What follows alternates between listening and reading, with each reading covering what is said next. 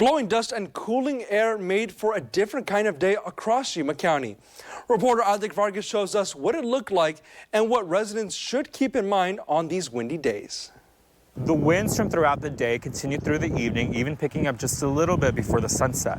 Some people chose to stay inside, others are actually embracing it. I spoke with one local at the Colorado River who says the changing conditions make for an interesting view. No, and it's crazy. I've been watching the river because it's going every which way but loose with the waves, and I just think it's interesting. Not a lot of people have been around either. I've been here for a while. And while most of us are thinking about either the dust or the cooler air, the city's public utilities department says there's something else to consider: your sprinklers. They say on windy days like this, sprinkler water can easily blow onto sidewalks or into the street instead of soaking into your lawn. So wind also increases evaporation, especially in the spring and the summer. So even more water is lost before plants can use it. So if it's windy, it's best to skip watering and wait for calmer conditions.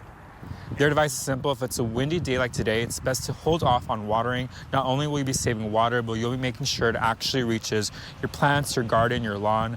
Reporting to you from Yuma, I'm Adek Vargas.